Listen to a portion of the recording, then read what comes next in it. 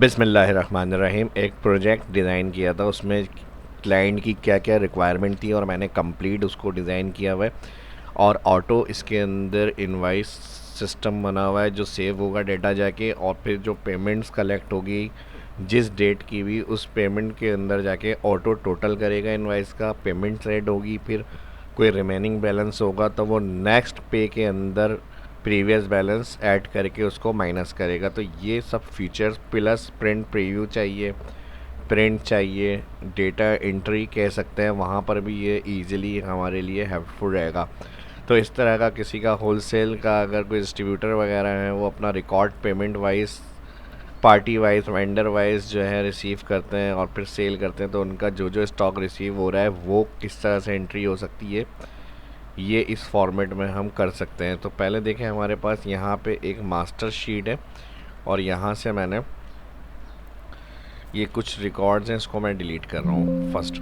अब देखें, ये हमारे पास टेम्पलेट है। टेम्पलेट में हमारे पास क्या है, अब जो रिक्वायरमेंट थी क्लाइंट की उसके हिसाब से उसको ज़्यादा फीचर्स अलग अलग नहीं चाहिए थे, सिर्फ पेमेंट्स का एक ऑप्शन रखना था। उसी में जब हम ओके करेंगे पेमेंट्स को, तो जितने कस्टमर्स होंगे हमारे, अच्छा कस्टमर बनेंगे कहाँ से, यानी जो हमारे पास ड्रॉप डाउन में ऐड होंगे, तो वो यहाँ पर हमारे पास नेम दिए हुए हैं, ये कस्टमर नेम है। आपको जो भी कस्टमर नेम ऐड करना है वो आपका ड्रॉप डाउन में आ जाएगा। आपने क्या करा, फाइनली जैसे आज की आपने एंट्री स्टार्ट करी, अब डेट मैंने मल्टीपल ऐड करी हुई है, आपने आज की डालनी हो, जैसे फर्स्ट डे का आप यूज़ कर रहे हैं, तो यहाँ दो बटन है, सेव का और पेमेंट्स का। अब हमने यहाँ पे कंपनी जो हमारी पार्टियाँ हैं जिनसे हमारा माल रिसीव हो रहा है या हम सेल कर रहे हैं, तो वो हमने कॉलम रखा हुआ है यहाँ पे, उसमें हमने ऐड करा, इसको हाइड किया हुआ है।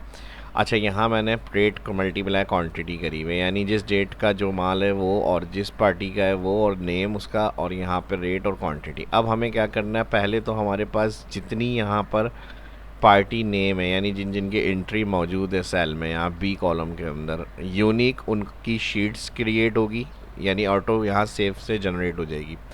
और फिर उन पार्टी, जिन पार्टी का नेम है, उनके शीट में ये सारा डाटा उनका सेंड हो जाएगा। तो ये मैंने इसलिए ज़ीरो से आपको दिखाया है यहाँ पे, तो कोई भी अभी शीट नहीं है। अच्छा, कस्टमर टेम्पलेट जो है वो फॉर्मेट है, यानी किस फॉर्मेट में सेव होना चाहिए। तो अब डेट कॉलम में कस्टमर, प्रोडक्ट, रेट, क्वांटिटी और अमाउंट। अब मास्टर शीट में हम डाटा एंट्री करेंगे, इसको हम अपना फॉर्म भी कह सकते हैं, मास्टर शीट भी कह सकते हैं, डाटा एंट्री फॉर्म भी कर सकते हैं। अब उसके बाद हमने यहाँ पे ये डाटा एंट्री करी, हमने किया सेव, सिंपल हमने सेव क्लिक किया। अब देखें, जितने आइटम यहाँ पे कस्टमर थे, अब मैंने अपना नाम रखा हुआ है यहाँ पे रेहान, और ये शेन, और ये यहाँ पे सारे नेम है, इनकी 3 अलग अलग शीट्स ऐड हो गई। अब देखें, जैसी डेटा एंट्री करी तो ऑल कस्टमर जो सेम नेम के थे, उनका डेटा, उनकी शीट जनरेट हो गई। और यहाँ पर अगर हम चेक करें तो ऑल उनका जो स्टॉक नेम वगैरह प्रोडक्ट के साथ ऐड हो गया।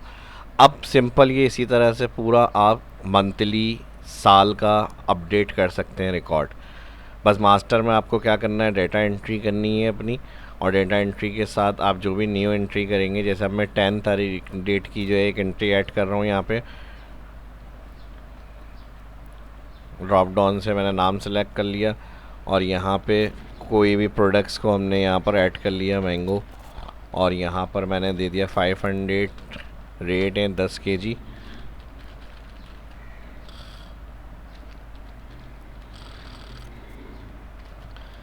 और सेव। अब देखें, यहाँ पे अभी लास्ट एंट्री जो आ रही है वो इसकी आ रही है 9 डेट एट फर्स्ट शीट में। अब देखें 10 की भी एंट्री ऐड हो गई। अब मिसाल के तौर पे हमने डेली की एंट्री करी, अब 10 दिन बाद, 15 दिन बाद, या मंथ कंप्लीट होने के बाद हमारे पास यहाँ पेमेंट आई पार्टी की, तो हमने क्या करा, यहाँ पे क्लिक, अब ये इनपुट बॉक्स कहलाता है जो VBA से बना हुआ है। यहाँ पर हमने क्या करा, इसको ऐड किया, नेम को,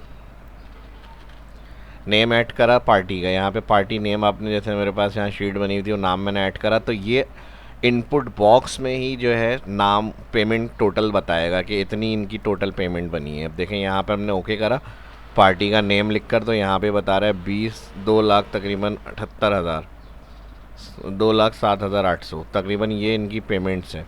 तो अब इनकी तरफ से हमारे पास आई है 1.5 लाख, हमने ओके किया। अब इसमें ये payment record total update A4 customer name जो है उसके अंदर शो कर रहा है मैसेज ओके।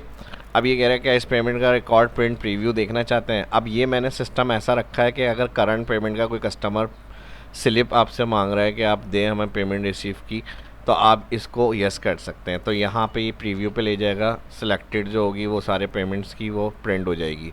अब कस्टमाइज स्लिप डिज़ाइन करके हाफ A4 की जगह पे जो होते हैं पेपर वो आप अपने चूज़ कर सकते हैं, उसको प्रिंट आउट करके दे सकते हैं स्लिप स्टाइल का, क्योंकि ये भी A4 है तो यहाँ पे पेज सेटअप से चेंज कर सकते हैं।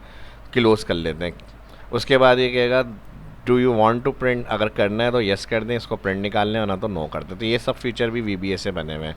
अब हमने यहाँ पे कस्टमर के अंदर टेम्पलेट शीट के जिस कस्टमर की पेमेंट आई है उस शीट पे जाएंगे तो ऑटोमेटिक देखें यहाँ पे सारे पेमेंट्स के सिस्टम ऐड हो गए। यानी जो इनका टोटल बिल बना था वो पहले हमारे पास इनपुट बॉक्स में भी मैसेज आ रहा था, यहाँ पे भी ऐड हो गया ऑटोमेटिक। हमने कुछ नहीं करा, सिर्फ डेटा एंट्री शीट से ही जो मास्टर शीट है वहाँ से हमने एंट्री करी और यहाँ पे आ गया प्रीवियस बैलेंस, क्योंकि फर्स्ट पेमेंट आई है तो प्रीवियस बैलेंस 0 है। और फिर ग्रैंड टोटल उन्होंने बताया यही रहा, कोई प्रीवियस बैलेंस नहीं था। अमाउंट रिसीव हमारे पास ये आया, अब उनका रिमेनिंग अमाउंट जो है ये बचा है। अब नेक्स्ट टाइम जब पेमेंट होगी तो यहाँ पे एक ऐसा मैंने सिस्टम कोड का सेट किया है, ये वाला बैलेंस ऑटोमेटिक न्यू पेमेंट में ऐड हो जाएगा और करंट जिस डेट की पेमेंट्स हुई है उसकी डेट भी इंटर हुई है यहाँ पे ऐड हो जाएगी हाईलाइट से। तो ये फॉर्मेटिंग के साथ पेमेंट सिस्टम ऑटोमेटिक ऐड हो गया। तो इसलिए मैंने इसको इनवाइस वाइज सिस्टम सेव करने का नाम शुरू में लिया था। तो ये इस तरह से वर्क करेगा। अब जैसे फिर हम आए और फिर यहाँ पे मैंने इस कस्टमर के कुछ और रिकॉर्ड्स की एंट्री कर ली। 10 डेट की जो है मैंने यहाँ पे ऐड किए, यहाँ पे मैंने पेमेंट को चेंज कर दिया और मैंने इसमें सेव किया। अब डेटा दोबारा सेव हो गया। ये मैं सिर्फ समझाने के लिए आपको कर रहा हूँ एंट्री। अब देखें अब न्यू पेमेंट हमारा न्यू डेटा क्या हुआ, ऐड हो गया हमारा नेक्स्ट में। ठीक है जी। अच्छा ये वाला जो डाटा न्यू था इसमें मैंने चेंजेस नहीं करी, 10 की वो हमारे पास ऑलरेडी थी, 2 की हमने चेंजेस करी है, ये ऐड हो गई 2। अब उसके बाद फिर इनकी पेमेंट्स हमारे पास आई, कस्टमर का नाम हमने एंटर करा। अब यहाँ पे इनका न्यू जो परचेजिंग थी उस अमाउंट के साथ प्रीवियस बैलेंस भी बता रहा है कि टोटल इनका ये बन रहा है आउटस्टैंडिंग बैलेंस 62,800। तो इन्होंने हमें मिसाल के तौर पे किया 50,000 पेमेंट, ओके करा हमने, ये इनकी पेमेंट जाके सेव हो गई। प्रिंट नहीं करना, हमें प्रीव्यू नहीं चाहिए, नो कर दें। शीट में आए, अब देखें यहाँ पे ये न्यू एंट्री थी आफ्टर पेमेंट, लास्ट बैलेंस कितना था 57,800। न्यू में हमारे पास इन्होंने जो परचेजिंग करी 5,000 की थी, 57 प्रीवियस खुद ही उठा लिया बैलेंस। तो ये सिस्टम इस तरह से, अब प्रीवियस बैलेंस उठा के जो न्यू था उसमें प्लस हुआ, जो पेमेंट रिसीव हुई अमाउंट रिसीव के बाद जो बैलेंस बचा है वो यहाँ आ गया। अब इसी तरह हर शीट के लिए ये आप कंटिन्यू कर सकते हैं। अब जैसे मुझे रेहान से पेमेंट मिल रही है, मैंने पेमेंट के ऊपर क्लिक करा, अब मैंने ओके करा रिहान का, अभी टोटल बता रहे हैं 10,700। रिहान की पेमेंट आ गई भाई 500 हमारे पास या 5,000। ओके किया हमने, ओके किया, नो प्रिंट नहीं चाहिए रिहान। अब देखें इनकी 10,700 पेमेंट थी, आउटस्टैंडिंग फर्स्ट पेमेंट है, प्रीवियस बैलेंस 0, अमाउंट रिसीव 5 और बैलेंस ये रह गया।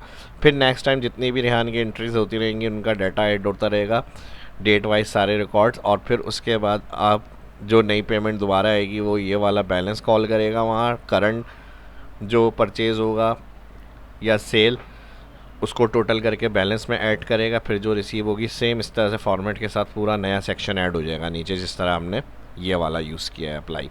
और फिर आप इसको इजीली प्रिंट आउट भी करके दे सकते हैं, कितने टाइम का कितने ड्यूरेशन का पीरियड आपको प्रिंट करके देना है कस्टमर को। तो ये एक बहुत सिंपल सा और बेसिक सा फॉर्मेट है, इसमें और ज़्यादा फीचर्स भी और एडवांस चीज़ें काफ़ी ऐड हो सकती हैं। तो एक आइडिया के लिए मैंने आप लोगों के साथ शेयर किया। अगर इस तरह की वर्किंग वगैरह आपके साथ आप करवाना चाहते हैं या आपको चाहिए, कोई नीड है ऑनलाइन फ्रीलांसिंग के हवाले से सर्विसेज, तो आप डिस्क्रिप्शन में कमेंट करके बता सकते हैं या फेसबुक पे जाके डायरेक्ट डीएम में मुझसे कांटेक्ट कर सकते हैं। तो इस वीडियो में ये आपके साथ शेयर करना था, उम्मीद करता हूँ कि अच्छा लगा होगा फॉर्मेट। और अगर आप चाहते हैं कि इसका प्रोजेक्ट आपके साथ शेयर किया जाए तो कमेंट करके लाजमी बताएं। इस वीडियो में इतना ही, मिलता है नेक्स्ट वीडियो के अंदर। अल्लाह हाफिज़। ये सिर्फ बताने का मकसद ये होता है कि आपकी नॉलेज गेन हो और क्या क्या हम कर सकते हैं बेसिक टू एडवांस लेवल तक एक्सेल के अंदर, वो आपके साथ शेयर हो। तो उम्मीद करता हूँ कि पसंद आई होगी वीडियो। मिलते हैं नेक्स्ट में। अल्लाह हाफिज़।